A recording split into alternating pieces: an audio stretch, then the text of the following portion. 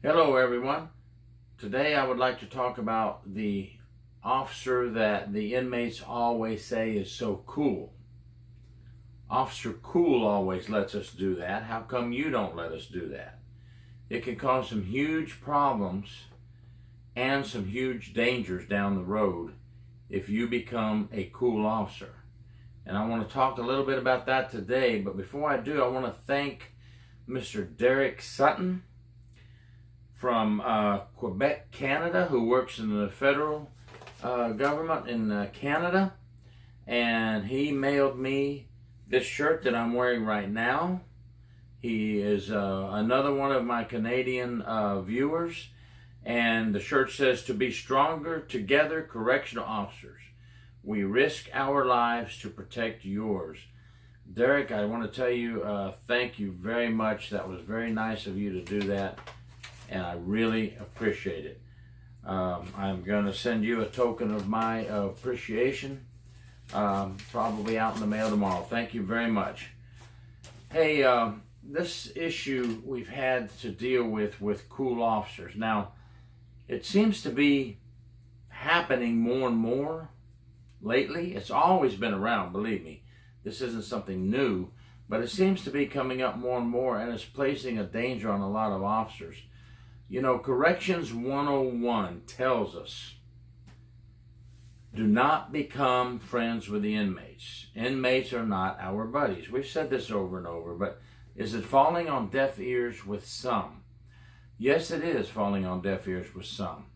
And I don't know why, because from the academy, through your on-the-job training, you're told what the inmates will do, how they will manipulate you, but yet we still find the officer walking into his or her dormitory or pod, whatever you work in a prison or jail, hand dapping with the inmates, love bumping, chest bumping, playing cards with inmates.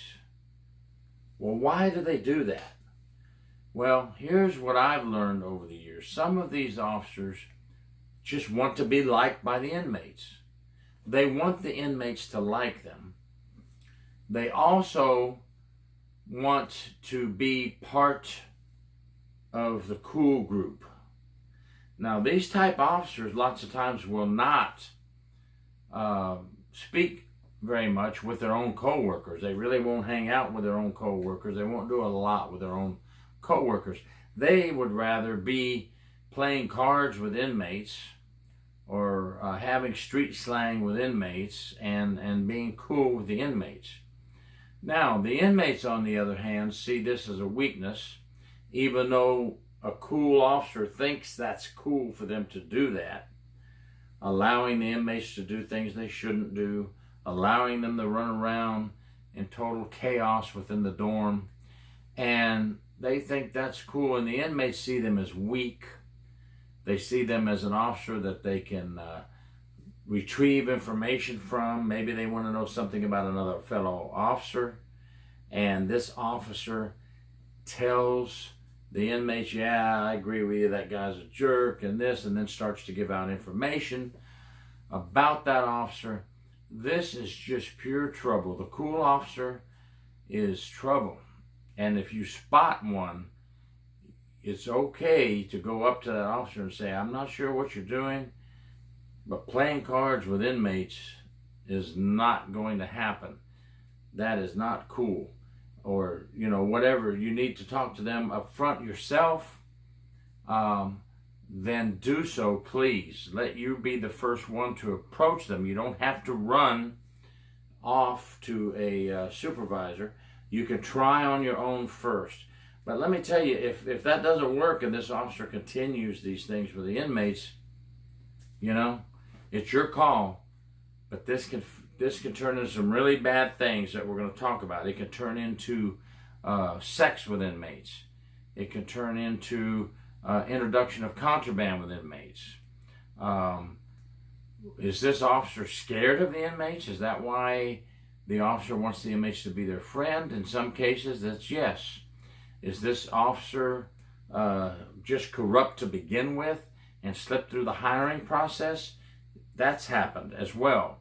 And then they are buddy-buddy with the inmates, doing things for the inmates. Has the officer just been manipulated and fell into an inmate trap and has brought an inmate a cigarette or gave them half a sandwich from their lunch? You know, that's contraband as well.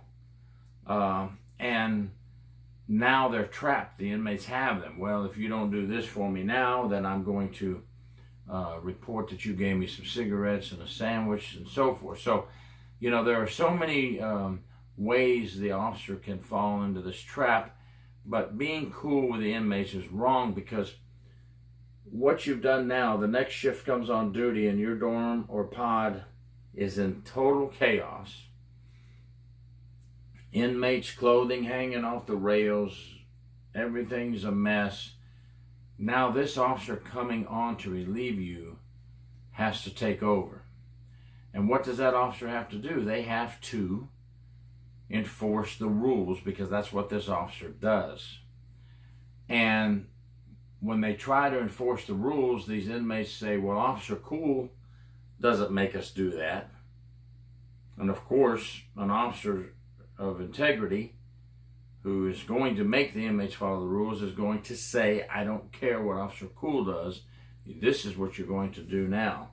But it just makes the next officer's job very hard to follow an officer that wants to be cool with the inmates. Very, very hard to clean up the mess of an officer. Now, sometimes an officer wants to be cool with the inmates, let them do what they want, so they don't have to do very much work on their shift. They can just sit back and not really worry about enforcing the rules or doing anything. All they want to do is get through their shift and get their paycheck, which they did not earn. And this is all bad. Now, I do put a lot of this on the supervisors. Supervisors who move about, check the dorms in the prisons, check the jail pods. A lot of the jails now, like the one I just left, they can actually sit in their sergeant's office if they want to and see what's going on in the dorm or the pod and see how the inmates are acting. They can pick up the phone and say, hey, Officer Jones, you need to fix that situation in your pod or your dorm right now. It's going crazy. So I do put a lot on the supervisors to supervise and to ensure that we don't get these officers that want to be cool with the inmates. And if they're supervising and fellow officers are helping out, telling the officer, you know, I'm just going to give you a little advice, you shouldn't be doing this stuff. If they take it the wrong way and tell you to blank off, then you've done your part. So that's why supervisors really need to be on the ball, watching what's going on. Not micromanaging, not standing over your shoulder, doing a supervisor's job. Making sure your dorms are not in chaos and things are being run the way they should. So if a supervisor calls you and tells you to fix a problem, don't attack the supervisor. They're doing their job. You must not be doing your job. Okay? We always have a lot of people say, well, they want this and they want that. But, you know, a good supervisor knows how to care for their people, but also watch out for them, and how to make an officer not doing their job perform their duties properly. And if they don't want to perform their duties properly, then the supervisors have avenues that they can take to take care of the problem and even get rid of the problem. Now, with this type of cool officer, we can also run into some very bad things, such as, you know, the forbidden fruit. Male or female, it's happened in both ways, having sex with the inmates. The officer wanted to be more than liked. The officer wanted to be loved. The officer enjoys the control of having the inmate to go to for sexual relations. The officer is being paid for sexual relations with the inmate. The officer has low self-esteem and no self-respect, so the officer seeks attention, seeks someone who tells them they look great. seek someone, if it's a male officer, who tells them, boy, you're so big and you're so strong, and all those wonderful things. Or they're just attached to the bad boy, bad girl. That's happened. Attached or attracted to the bad boy, bad girl syndrome, or the forbidden fruit. Or they're just thrill seekers. But what does this do? Well, here's just an example.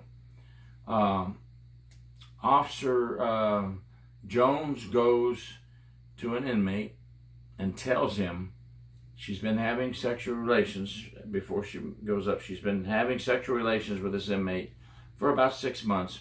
Now she's getting scared of the inmate and wants to break it off, afraid she's going to lose her job. She goes to the inmate and says, hey, we're done, we're finished. I just got my transfer to the work camp. So this is it, we're done. The inmate goes off. He's yelling and screaming and verbally threatening her, but she gets out of the dorm and she's done. Finished.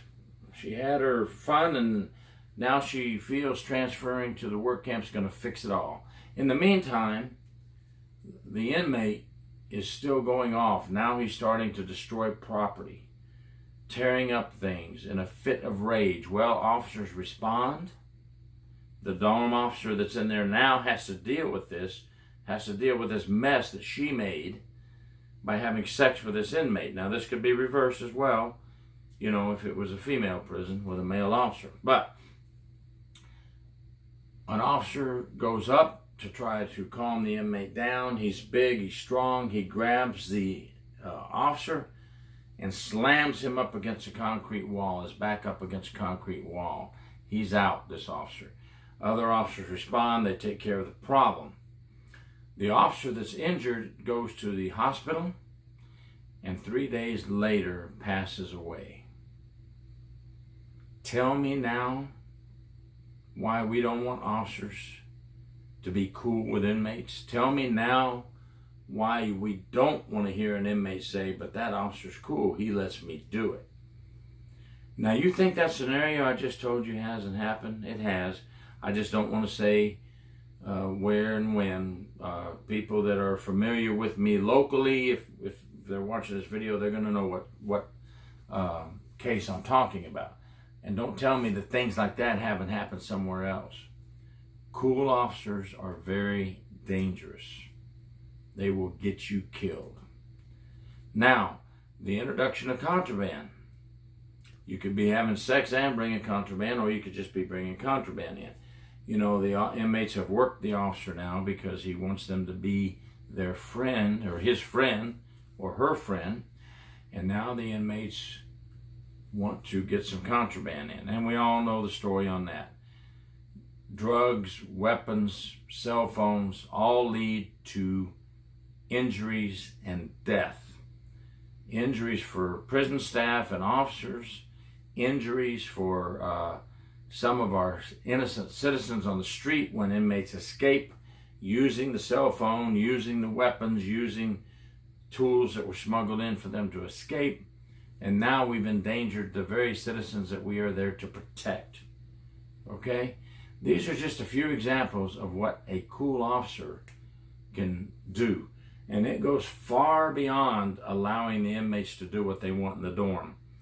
And that's why I wanted to give you that scenario. It can lead all the way to death. And that is a fact. So what do? Well, we must have a zero tolerance for corruption.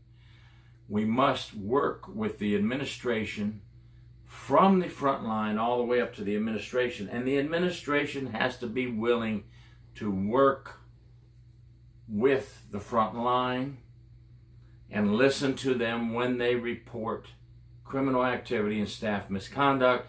And the administration must make it very clear to the front line that they will not retaliate against anyone who reports staff misconduct. Now, I'm talking about some serious staff misconduct. Little tattletale issues can be handled through person to person. Of course, if person to person does not work, then we work our way up the chain of command. But always try it first on your own, please, for the respect of the other officers. Okay, it's happened to me. Me and several officers told an officer that he was going to get in trouble over a certain situation. He brushed it off. He laughed. He thought it was funny. Well, in the end, they had him in handcuffs, but I will not talk about the details of that story. But that's how bad that situation got. And I think we've all been through those type things before where we've tried to warn a fellow officer. But if they will not take heed to our warnings, then supervisors, please be out there. Please be out there to back up those folks. Do not retaliate against people that want to help you to clean up the mess, because this is a mess. This is corruption when an officer wants to be cool with the inmates. That's just that's corruption. And we should have a zero tolerance for it. So those are just a few things that I wanted to get out there to get the ball rolling. You all know that have worked for a while in the prisons and the jails that there's always that one officer that wants to be cool with the inmates. They're dangerous, and watch out for them. Let's weed them out. Thank you very much for listening. Gary York, True Prison Stories. Please subscribe.